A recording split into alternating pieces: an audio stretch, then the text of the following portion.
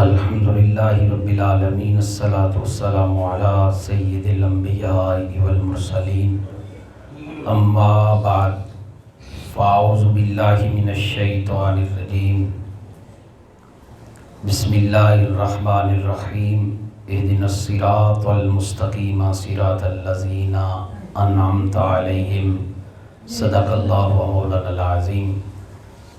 ان اللہ و ملائکتہ یصلون علی النبی یا ایھا الذین آمنوا صلوا علیہ وسلموا تسلیما۔ اللہم صل علی سیدنا و مولانا محمد وعلی آل سیدنا و مولانا محمد وبارک وسلم وصلی علیہ۔ حمد و صلوات کے بعد رمضان المبارک کی عظیم لمحات کے اندر اللہ کے گھر میں حاضر ہیں۔ اللہ کریم ہماری حاضری اپنی بارگاہ میں شرف قبولیت عطا فرمائے۔ حضرت گرامی، گفتگو کا جو عنوان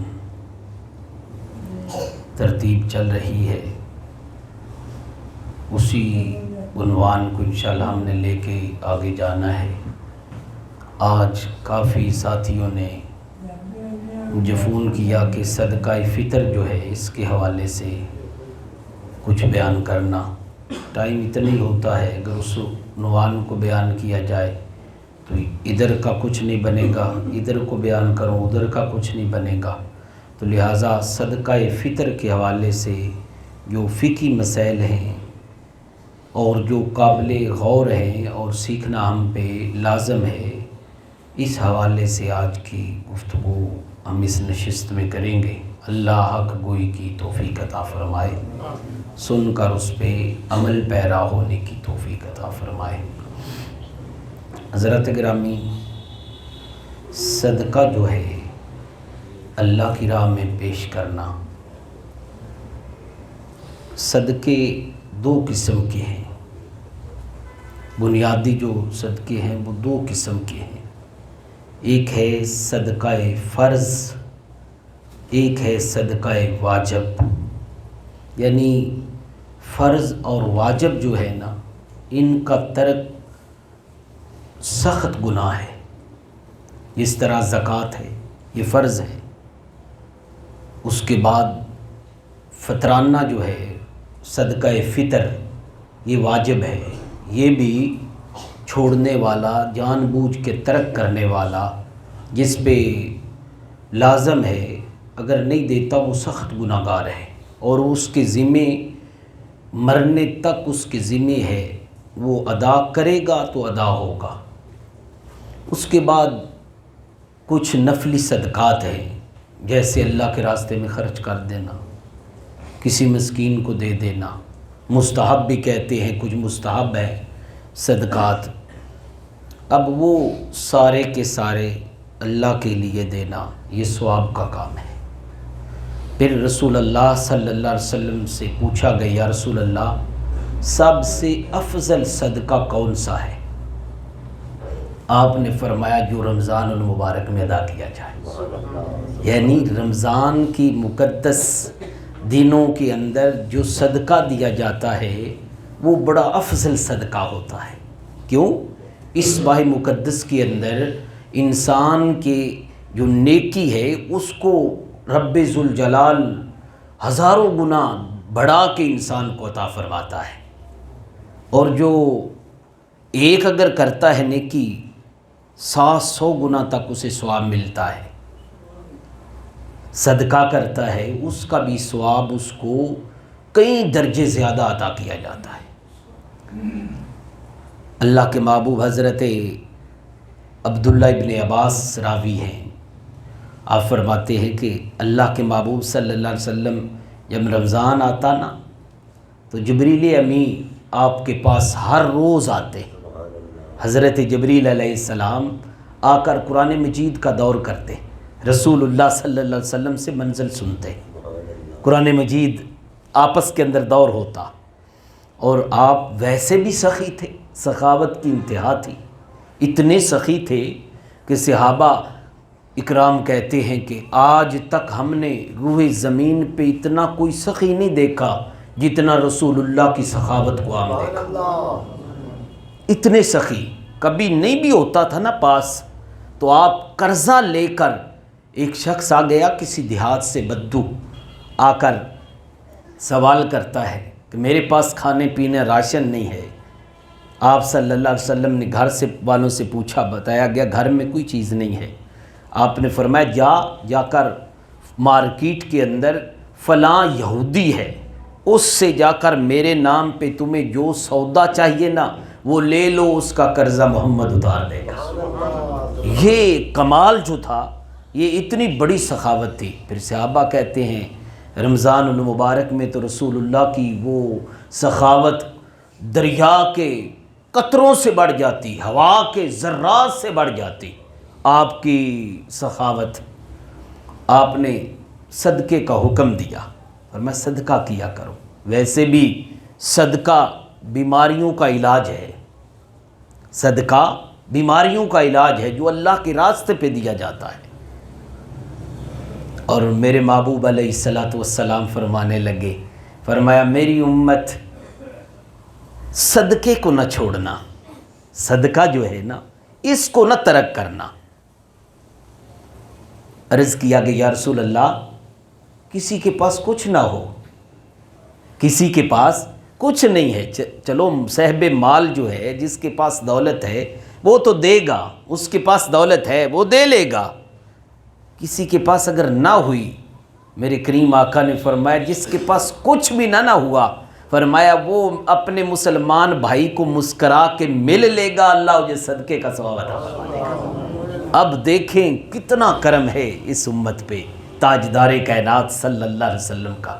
بھئی ایک دوسرے سے مل لینا خوش ہو کے، یہ بھی تو صدقہ ہے۔ سبحان اللہ۔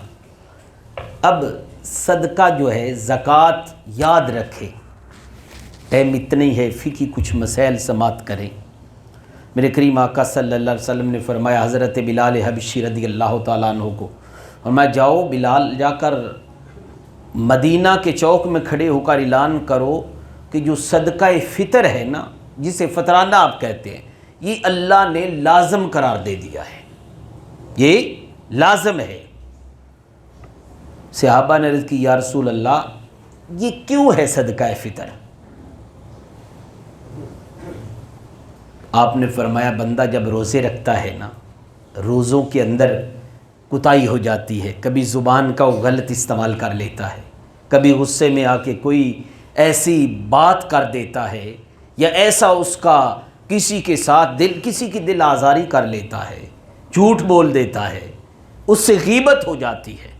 فرمایا یہ سارے معاملات جو روزے کے اندر منع تھے، حکم تھا کہ تم نے ان سے بچنا ہے، اب یہ وہ سارے کرتا ہے۔ فرمایا روزے کی جو اصل روحانیت ہے اس سے وہ محروم ہو جاتا ہے۔ فرمایا جب وہ بندہ صدقہ فطر ادا کرتا ہے نا، وہ اللہ رب العالمین اس کی جو کمی پیشی ہے اس کو معاف کر کے اسے روزے کی روحانیت عطا فرماتا ہے۔ یعنی کہ روزے کے اندر بھول چول ہو گئی، کوئی زبان کا استعمال غلط کر دیا، اس کا یہ کفارے کے طور پہ صدقہ فطر کو واجب کیا گیا۔ اب صدقہ فطر کس پہ واجب ہے، کس نے دینا ہے اور کس کا دینا ہے؟ حضرات گرامی، صدقہ فطر زکوٰۃ کے لیے تو ہے نا کہ بندہ مال اس کے پاس ہے، پورا سال گزر جائے پھر زکوٰۃ ہے۔ صدقہ فطر کے اندر یہ چیز نہیں ہے۔ اگر اس کے پاس 52.5 تولے چاندی، 7.5 تولے سونا، اتنی مقدار کے اندر رقم ہے، زیور ہے، یا گھر کے اندر ضروریات جو ہیں اس کے علاوہ اتنا سامان اس کا بن جاتا ہے جس کی ملکیت تقریباً 1.25 لاکھ روپیہ بنتی ہے، چاہے اسی دن، پہلے نہیں تھی، طلوع فجر سے پہلے پہلے وہ جمع ہو گیا، یا آفتاب کے طلوع ہونے سے پہلے پہلے، عید کے دن کی بات کر رہا ہوں، پہلے پہلے اس کے پاس 1 گھنٹے کے اندر 1.25 لاکھ روپے کی ملکیت آ گئی، اس کا وہ مالک بن گیا، اس پہ صدقہ فطر واجب ہے، اس نے دینا ہے۔ یہاں پہ نصاب جو ہے وہ چاندی کا دیکھا جائے گا، 52.5 تولے چاندی۔ اگر اس کے پاس 2 تولے سونا ہے پھر بھی اس پہ فطرانہ لازم ہے۔ کیوں؟ 2 تولے سونے کی تقریباً 4 لاکھ سے اباب ہے ریٹ، میرا خیال ہے 2 سے اوپر ہی ہے نا 1 تولے کا ریٹ تقریباً۔ تو جس کے پاس 4 لاکھ روپیہ ہو، ملکیت ہو اس کی، سال گزرنا نہیں اس میں شرط، استعمال بھی شرط نہیں ہے، 2 تولے اس کے پاس ہے، اس نے فطرانہ دینا ہے۔ جس کے پاس اپنی ضرورت سے زائد گھر کے اندر دیکھے، نظر دوڑائے، مکان اس کی ضرورت ہے 1 کمرہ 2 کمرے 10 کمرے ہیں، گاڑی اس کی ضرورت 1 ہے 5 گاڑیاں ہیں، اس کا موبائل ضرورت تھا 20,000 25,000 کا زیادہ سے زیادہ، اس کے پاس 2 لاکھ کا فون ہے، اس پہ بھی فطرانہ واجب ہے۔ کیوں؟ ضرورت تو اس کی 20-30 ہزار تھی، 2 لاکھ کا موبائل رکھ لیتے ہیں۔ جب فطرانے کی باتیں اکثر مانگ رہے ہوتے ہیں جن کے پاس موبائل 2 لاکھ کا ہوتا ہے۔ میرے کریم آقا صلی اللہ علیہ وسلم نے فرمایا جو بندہ حاجت کے بغیر مانگتا ہے، اسلام نے اتنی گداگری کی مخالفت کی ہے نا، اللہ کے نام پہ مانگنے کی ممانعت اتنی سخت آئی ہے نا۔ میرے کریم آقا، یہ ڈاکٹر صاحب کی کتاب ہے زکوٰۃ اور صدقات کے فضائل و مسائل، ڈاکٹر طاہر کا بڑا خوبصورت آپ نے لکھا ہے۔ یہ ساری گفتگو تقریباً میں نے اس سے تیار کی ہے۔ آپ نے حدیث لائے ہیں، شاید میں نے بھی پہلی دفعہ پڑھی ہے، آپ نے فرمایا کہ اللہ کے نام پہ سوائے جنت کے اور جو چیز بھی مانگو کہ وہ حرام ہے۔ صرف اللہ سے، اللہ کے نام پہ جنت ہی مانگ سکتے ہو۔ ہم 10 روپے بھی اللہ کے نام پہ، اللہ کے نام کو اتنا ہم نے گرا دیا، نعوذ باللہ، مانگنا ہے۔ پھر مانگنے کی نوعیت جو ہے، میرے کریم آقا نے فرمایا 3 جب چیزیں انسان میں آ جائے تو اس پہ حلال ہے، وہ سوال کر سکتا ہے۔ ہم نے تو پیشہ بنا لیا نا اس کو۔ 3 چیزیں جب انسان میں 3 مسائل کا اسے سامنا کرنا پڑ جائے، اس وقت وہ سوال کر سکتا ہے، اس کے لیے حلال ہے۔ اس کے علاوہ اگر کرے گا تو وہ سخت گناہ گار ہے۔ پوچھا گیا یا رسول اللہ کون سی وہ 3 وجوہات ہیں؟ پہلی وجہ، مال تھا، امیر تھا، سیلاب آ گیا، مال تلف ہو گیا، اب اس کے پاس کھانے کو بھی نہیں ہے، دکان تھی جل گئی، اب اتنا بھی نہیں کہ وہ اپنے جیب سے اپنے گھر کے اخراجات کو بھی ہینڈل کر سکے، کوئی آفت آ گئی، مال چوری ہو گیا، اب حکم ہے یہ نہیں کہ وہ دھندا بنا لے، فرمایا جتنی ضرورت ہے 1 مرتبہ وہ سوال کرے لے، اس کے بعد مانگنا بند کر دے۔ دوسرا، اللہ کے محبوب صلی اللہ علیہ وسلم نے فرمایا کہ اتنا ہے، اتنا غریب ہے کہ گھر فاقوں کی نوبت آ گئی ہے، کئی دن ایسا بھی ہوتا ہے کہ کھانا پکتے ہی نہیں ہے، اور پھر اس بندے پہ نا وہ یقین کیا جائے۔ ہم تو آ جاتے ہیں مانگنے کے لیے، ادھر آ گیا کہہ دیا بھائی 2 دن ہم نے کھانا نہیں کھایا، نہ، اللہ کے محبوب نے آگے پوری تفصیل بیان کی۔ آپ نے فرمایا فاقے آ گئے ہیں گھر کے اندر، اب اس کے فاقوں کی، اس کے محلے والے، اس کے شہر والے، اس کے گاؤں والے 3 بندے گواہی دیں واقعہ ہی اس کے گھر کے اندر یہ نوعیت ہے، فاقوں کی نوبت آ گئی ہے، فرمایا اس کے لیے جائز ہے کہ وہ سوال کر لے، وہ مانگ لے۔ اور تیسرا، دیت، حادثہ ہوا، بندہ قتل ہو گیا، اس کی دیت اس نے دینی ہے، پیسے نہیں بن رہے، اس کے لیے سوال کرنا جائز ہے۔ اللہ کے محبوب فرماتے یہ 3 وجہوں سے سوال کرنا جائز ہے، اگر اس کے علاوہ جو بھی سوال کرتا ہے وہ درست نہیں ہے۔ اور فرمایا جو بندہ سوال کرتا ہے نا، حاجت اس کو نہیں ہوتی اپنے مال کو بڑھانے کے لیے، اج دیہڑی لگی 1800 دی، کل کدی لگے نہ 2000 دی، 4000 دی، مانگ کے اپنے مال کو اضافہ کرنے کی کوشش کرتا ہے۔ فرمایا کل قیامت کے دن رب ذوالجلال اس مال سمیت اس سائل کو اٹھا کے جہنم میں پھینک دے گا۔ اور پھر آگے والا حصہ حدیث کا میرے کریم آقا نے فرمایا کہ اس پر فاقوں کے ایسے دروازے کھول دیے جائیں گے کہ وہ سوچتا رہے گا اتنی میری دولت تھی، میں اتنا کنگال ہو گیا۔ ہم کتنا اس دھندے کو ہم نے آسان سمجھ لیا ہے۔ فرمایا جو بغیر ضرورت کے سوال کرتا ہے، مانگتا ہے، فرمایا قیامت کے دن کچھ لوگ لائے جائیں گے، ان کے چہروں پہ گوشت نہیں ہوگا، صرف ہڈیوں کا ڈھانچہ ہوگا، جنہیں دیکھ کر لوگ بڑا خوف محسوس کریں گے۔ پوچھا جائے گا یہ کون لوگ ہیں؟ فرمایا یہ وہ لوگ ہیں جو بغیر حاجت کے ہر وقت لوگوں سے مانگتے رہتے تھے، سوال کرتے رہتے تھے، اور جو پیشہ ور بھکاری ہیں ان کو نہ دیا جائے۔ میں آگے عرض کرتا ہوں، 2-4 منٹ اگر اوپر بھی ہو گئے اس کی معذرت۔ اب زکوٰۃ جو ہے نا، زکوٰۃ فرض ہے، زکوٰۃ کا جو رقم ہے، دولت ہے، جو پیسے ہیں آپ کے، ان کا اللہ رب العالمین نے تمہیں بیان کر دیا ہے کہ ان لوگوں کو تم نے زکوٰۃ دینی ہے۔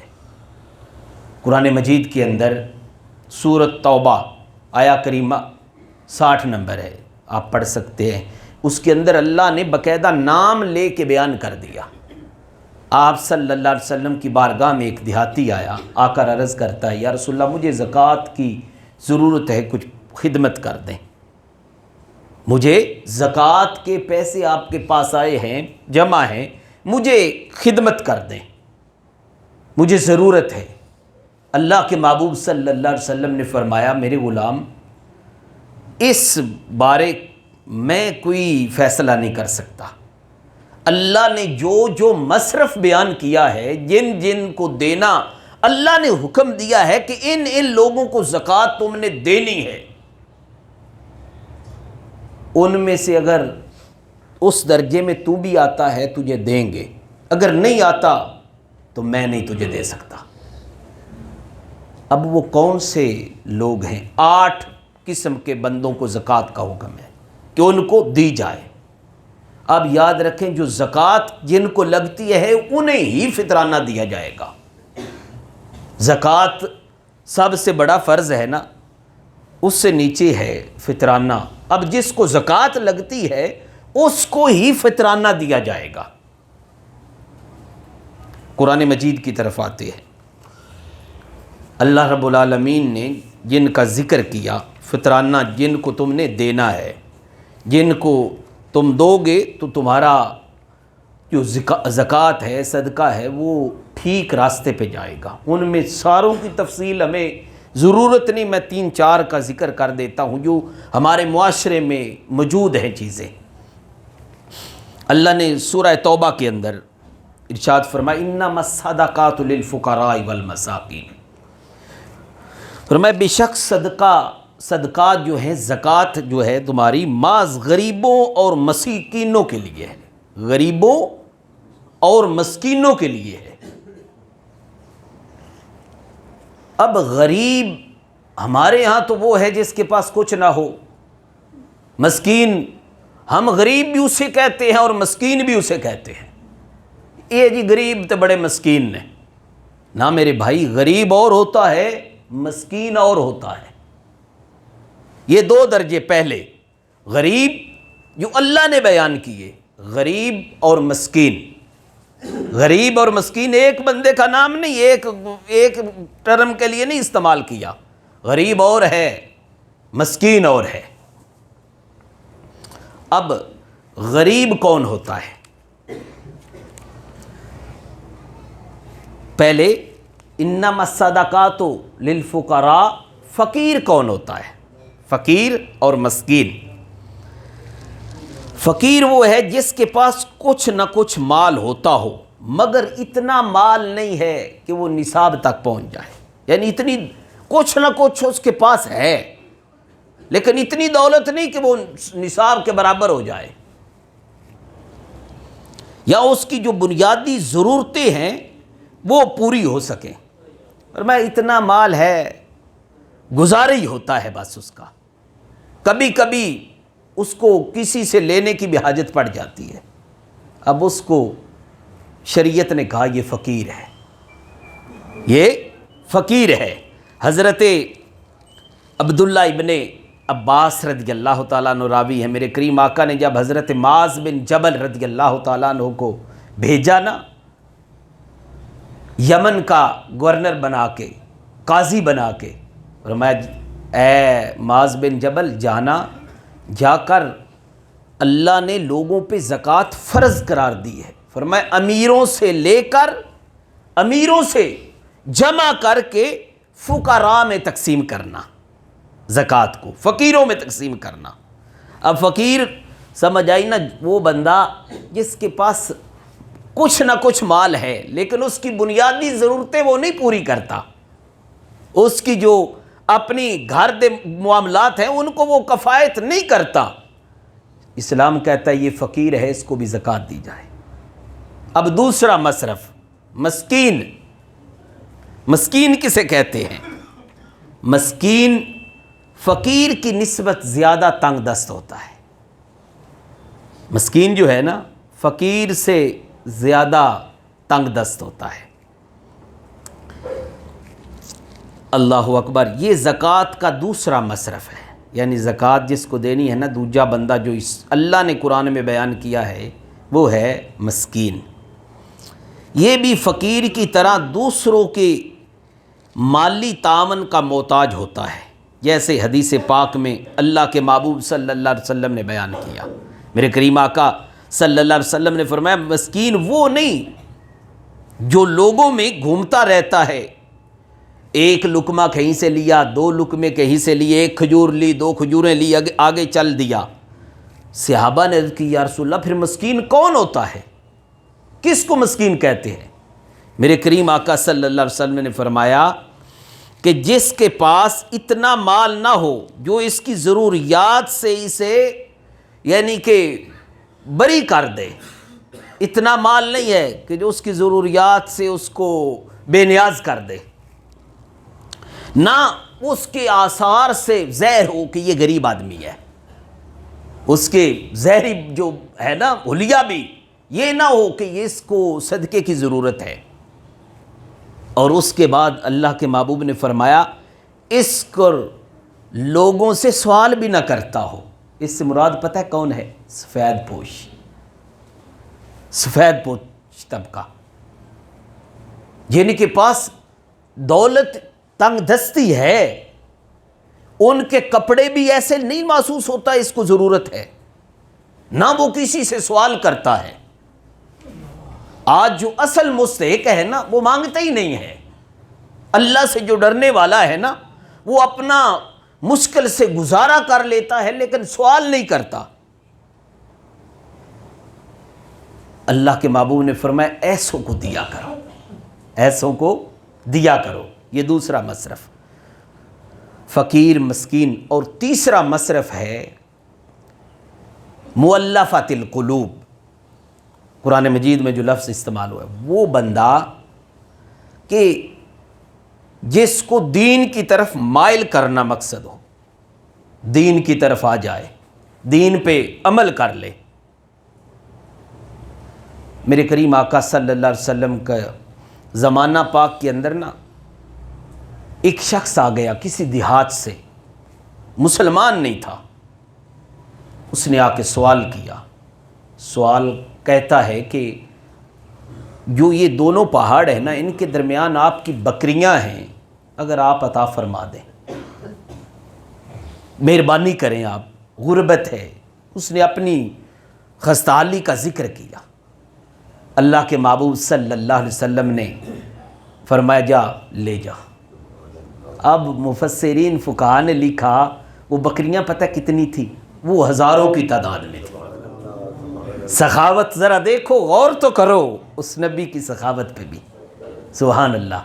وہ لے گیا نا جب بکریاں، ادھر مؤلفۃ القلوب کا قانون تھا نا رسول اللہ کے پاس کہ کسی کو اسلام کی طرف لانے کے لیے زکوٰۃ کے پیسوں کا مصرف ان پہ خرچ کرنا، یہ تیسرا زکوٰۃ کا جو مصرف اللہ نے بیان کیا ہے وہ تیسرا مؤلفۃ القلوب ہے۔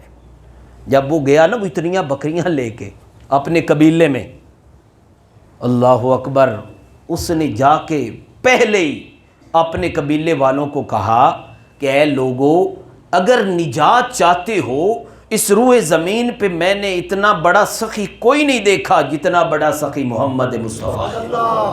اگر چاہتے ہو تو ان کے دامن سے وابستہ ہو جاؤ، تمہیں دنیا اور آخرت کی ساری بھلائیاں مل جائیں گی۔ اب یہ میرے نبی کا حسن سلوک، یہ معاملہ کرنے کے ساتھ نا ان لوگوں کو اللہ نے ہدایت دی، وہ سارا قبیلہ مسلمان ہو گیا۔ ایک اور روایت ہے، میرے کریم آقا صلی اللہ علیہ وسلم کی بارگاہ میں ایک شخص آیا، آپ نے نیا نیا مسلمان ہوا تھا، آپ اس کو پیسے دیتے، اس کے خدمت کرتے۔ صحابہ نے عرض کی یا رسول اللہ، آپ یہ نیا نیا مسلمان ہوا ہے، اس کو پیسے، خدمت، کبھی سوٹ کا تحفہ، جو بھی آتا اس میں سے اس کو دے دیتے۔ آپ نے فرمایا کہ یہ دین پر مضبوطی کے لیے ہے، یہ دین پہ، یہ نیا نیا مسلمان ہے، جب یہ آیا ہے یہی نہ سمجھے کہ میں تو ادھر آیا ہوں بھوکا مر گیا ہوں۔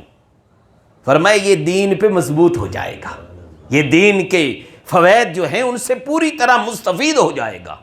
اس کو فرمایا مؤلفۃ القلوب، جن کے دلوں کو دین کی طرف لانا ہو ان پہ بھی زکوٰۃ خرچ کی جا سکتی ہے۔ اس کے بعد چوتھا مصرف، فرمایا کہ کوئی بندہ مقروض ہے، مقروض کو بھی قرضہ زکوٰۃ سے پیسے دینا جائز ہے۔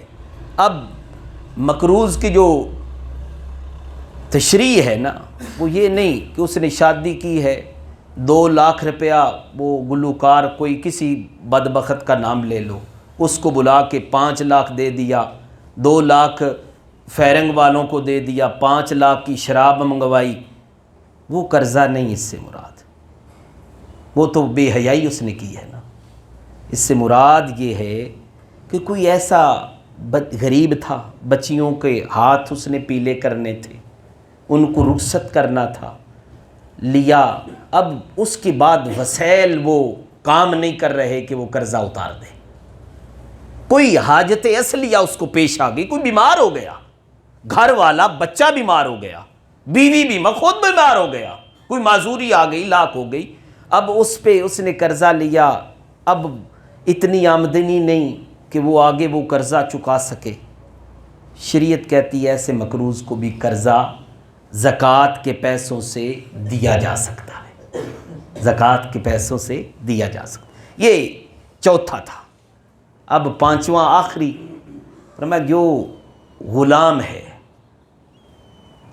ہمارا معاشرہ اتنا ذلت کا شکار ہو چکا ہے، یہ ڈیروں پہ جو مسلی رکھے جاتے ہیں نا، میں نے بارہا لوگوں سے کہا، وہ کہتے ہیں سی انہوں نے کہڑا پابندی کروائی، وہ پہ رہ پوندے نے، یارا ایک بندہ آپ کو کہے یہ شراب پی لو، آپ کہیں مجھے اس نے دی ہے میں تو پی لیتا ہوں، ایک جائز ہی نہیں کام۔ ان کے بڑے برے حالات ہیں، یہ وہی قید والا یہاں سے بکا، آگے کچھ ان کی بھی ایمان کی کمزوری ہے، ڈوب چکے ہیں ذلت کے اندر، بے پرواہی کے اندر، لاپرواہی کے اندر۔ وہ پیچھے ایک ساتھی ہے میرا، دوست ہے، اس نے نا کوئی آیا ساتھی، اس کو کہا یار فلاں بندہ غریب آدمی ہے، وہ ایک ڈیرے پہ سیرا کرتا ہے، وہاں کام کاج کا، وہ مقروض ہو گیا ہے، قرضہ اس کا دے دے۔ ٹھیک ہے، قرضہ اس نے بتاؤ کتنے پیسے ہیں؟ انہوں نے حساب کر کے دیا، پتہ نہیں 2 لاکھ تھا 2.5 لاکھ تھا، وہ دے دیا۔ اب جو انہوں نے دینے تھے مالک کے وہ تھے 2,20,000، انہوں نے جس سے قرضہ دلوانا تھا انہیں اس 2.5 لاکھ بتا رہے ہیں، 30,000 کی ڈنڈی مار رہے ہیں۔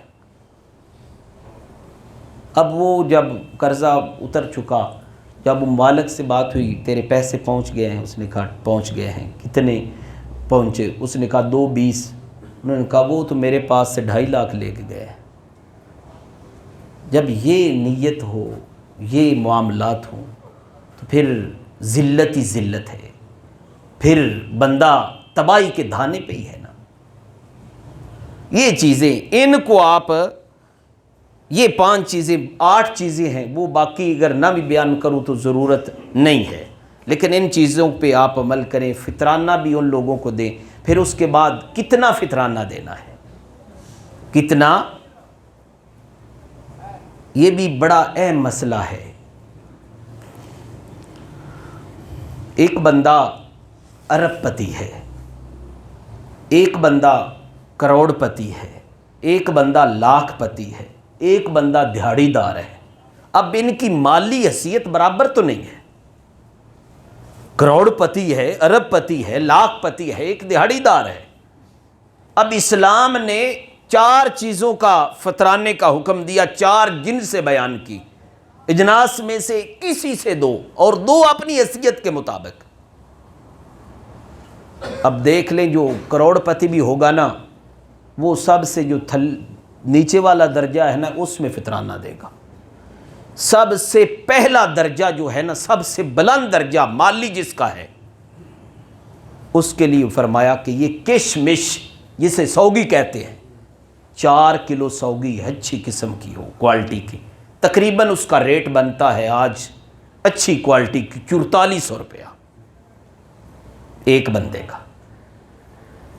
جو اس سے مالی حوالے سے نیچے ہے، اس کے لیے حکم ہے وہ کھجور دے 4 کلو۔ اس کا اگر حساب کیا جائے تو 600 کے قریب کھجور مل جاتی ہے، اس کو 2400 روپیہ ایک بندے کا۔ پھر اس سے جو نیچے ہے درجہ جس کا مالی حوالے سے، اس کے لیے ہے کہ جوں دے، جوں، اس کا ریٹ تقریباً 600 روپیہ بنتا ہے۔ فرمایا اس سے جو نیچے ہے اس کے لیے حکم ہے کہ گندم کے آٹے سے دے یا گندم کے دانے دے لے، اس کے لیے ہے 300 روپیہ۔ اب یہ اس کی اپنی ایمانداری ہے کہ وہ اگر کھجور سے دیتا ہے، اس کی مال بتاتا ہے کہ تو مجھے کھجور کا تجھ پہ لازم ہے، یہ یقین جانے، یہ بندے کا ضمیر خود بول کے اسے بتا رہا ہوتا ہے کہ بھائی تیرا فطرانہ گندم کے دانے نہیں بنتے، تیرا فطرانہ کھجور بنتی ہے، تیرا فطرانہ جو ہے نا وہ جو نہیں بنتا، کشمش بنتی ہے، لیکن دینا اس نے اپنی مرضی سے ہوتا ہے۔ یہ نیچے والا درجہ ہے۔ پھر دینا کس کو ہے؟ جو بتائے سب سے پہلے یہ ذہن میں رکھیں، اپنے خاندان کو دیکھیں، جو اصل ہے ان کو نہیں دے سکتے، اپنی اولاد کو، اپنی ماں کو، اپنے باپ کو، اپنے دادے کو، دادی کو، نانے کو، نانی کو، ان کو فطرانہ نہیں دیا جا سکتا، نہ زکوٰۃ دی جا سکتی ہے۔ اگر بھائی غریب ہے اس کو دی جا سکتی ہے، بہن غریب ہے، بیوہ ہو گئی ہے، مسکین، اپنا گھر ہے، کوئی اس کے بچے چھوٹے ہیں، خامند اس کا غریب ہے، مزدیاڑی کرتا ہے، اس کے حالات ایسے ہیں، اس کو دی جا سکتی ہے۔ اور پھر سارے اپنے جو ماتحت ہیں، آپ کے گھر اگر اس دن عید کے دن مہمان آیا ہے، اس مہمان کا بھی آپ نے دینا ہے۔ اگر بچہ پیدا ہوا ہے، ابھی اس نے چند سانس لیے ہیں، تو اس کا بھی فطرانہ ہے۔ فی فرد جو ہے ایک بندے کا 300 روپیہ فطرانہ ہے، ایک گندم سے دیں گے، اگر دوسرا کھجور سے دیں گے تو 2400 ہے، جوں سے دیں گے 600 ہوگا، اگر دیں گے کشمش سے تو 4400 روپیہ فی بندہ۔ اور کوشش کریں کہ اس بندے کو دیں کہ جو سوالی نہیں، ہر کسی سے مانگتا نہیں پھر رہا، مانگتا نہیں ہے، سوال نہیں کرتا، آپ کو پتہ بھی ہے ان کے حالات کا کہ یہ ایسے حالات رکھتا ہے، اس کو دے۔ اور عید پڑھنے سے پہلے ادا کرنا سنت ہے، آپ نماز عید سے پہلے ادا کرتے تھے۔ اور کچھ تو طریقہ یہ بھی بیان کیا گیا کہ آپ صلی اللہ علیہ وسلم نے فرمایا کہ عید سے 2-3 دن پہلے، اگر 1 مہینہ بھی پہلے دے دیں گے نا آپ، ہو جائے گا، یہ نہیں ہوگا نہیں، دے دینا چاہیے پہلے۔ اور سب سے بہتر یہ ہے کہ بجائے دانے دینے کے یا جوں دینے کے، کھجور دینے کے، کشمش دینے کے، بہتر یہ ہے کہ پیسے دیے جائیں۔ اب ایک بندے کو گندم کی ضرورت نہیں، اس کو ضرورت ہے چینی کی، وہ جب پیسے دیں گے تو وہ چینی خرید لے گا۔ اس کو ضرورت ہے کھجور کی نہیں ضرورت، اس کو آپ پیسے دیں گے، اس کو آٹے کی ضرورت ہے، وہ آٹا خرید لے گا۔ یہ کچھ مسائل تھے فطرانے کے متعلق، اور فطرانہ واجب ہے، دینا چاہیے، اور مستحق کے ہاتھ میں پہنچائیں، گدھا کروں کو ایسے نہ دیں، اور جو اللہ کے نام پہ مانگتے ہیں ان سے بھی اجتناب کریں۔ اللہ کے نام پہ سوال کرنا منع کیا گیا ہے۔ اللہ کے محبوب نے فرمایا اللہ کے نام پہ اگر مانگنا ہے تو جنت مانگو، صرف اس کے علاوہ کوئی چیز نہ مانگو۔ ہم 10 روپے بھی لیتے ہیں کہ اللہ کے لیے مجھے 10 روپے دو، اب تو سرگٹ بھی اللہ واسطے 1 سرگٹ ہی دے چھوڑو۔ ہماری حالت یہ ہو گئی ہے۔ ان چیزوں پہ غور کریں، یہ چیزیں ہمارے لیے کتنا ذلت کا سبب بن رہی ہے، کتنا مشکلات کا سبب بن رہی ہے۔ لہٰذا اپنے اعمال کو درست کریں، اللہ سے تعلق جوڑ لیں، اپنے اخلاق کو، اپنے کردار کو۔ تمہیں دیکھے تو پتہ چلے کہ یہ محمد مصطفیٰ کا غلام ہے۔ ہمارے کردار سے لوگوں کو پتہ چلے، ہمارا کردار اتنا خوبصورت ہونا چاہیے، ہم سے اپنے محلے کے بھی راضی ہوں، اپنے شہر کے بھی لوگ راضی ہوں، اپنے رشتہ دار بھی راضی ہوں۔ جب یہ راضی ہوں گے تو اللہ تم پہ راضی ہو جائے گا، تمہیں اللہ کی رضا نصیب ہو جائے گی۔ اور جن لوگوں پہ سب سے بڑا جو بخشش کا ذریعہ ہے نا، لوگوں کی اچھی گواہی ہے۔ میں ادھر کے لوگوں کو جانتا ہوں، اللہ کی عزت کے قسم بڑے بڑے الحاج ہیں، لیکن لوگ محلے کے لوگ اتنے تنگ ہیں نا، کہتے ہیں کہ اللہ ہے یہ مر جائے، ہماری جان چھوٹ جائے۔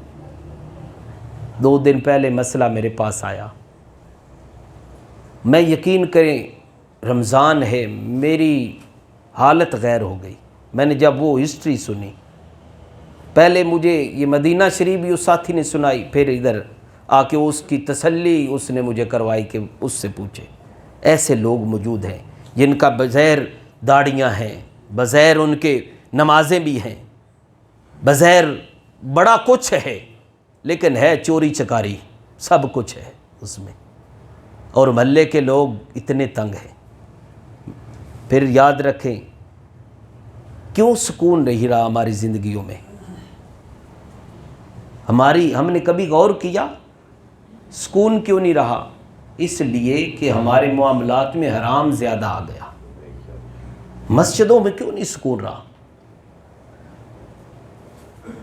ہم ڈالر تو لے لیتے ہیں، ڈالر تو لے لیتے ہیں، بڑے بڑے لوگوں سے پیسہ لیتے ہیں، کبھی سوچا، ان سے پوچھا یار ہم نے مسجد کے اندر لگانا ہے، تیرا مال حلال ہے؟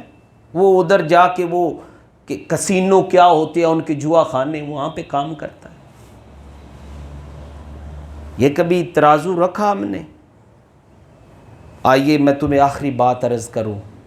امام اعظم ابو حنیفہ تشریف فرما ہے، آپ کی بارگاہ میں امام اعظم ابو حنیفہ رحمۃ اللہ علیہ فقہ کے بہت بڑے امام، فقہ حنفیہ، 7 صحابہ کی زیارت کرنے والے، امام جعفر صادق کے شاگرد۔ آپ سے سوال کیا گیا، پوچھا گیا بتائیں مال حرام سے بندہ صدقہ خیرات کر سکتا ہے؟ آپ نے فرمایا کہ مجھے بتا ایک کپڑا پلید ہو اس کو پیشاب سے صاف ہو جائے گا؟ نہیں، فرمایا ایسے ہی ہے۔ اور صحیح حدیث کے اندر، بخاری اور مسلم کے اندر حدیث پاک ہے، یہ ڈاکٹر صاحب نے نقل بھی کی ہے، فرمایا جو مال حرام سے صدقہ دیتا ہے نا، خیرات کرتا ہے، فرمایا وہ اس کے لیے بے سود ہے، اس کو کوئی فائدہ نہیں دیتا۔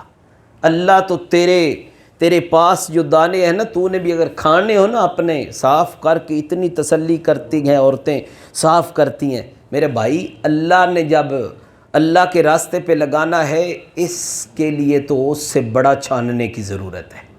تجھے سوچنا پڑے گا 1000 بار، یہ مال کہاں سے آیا، کیا میں اسے ادھر لگاؤں؟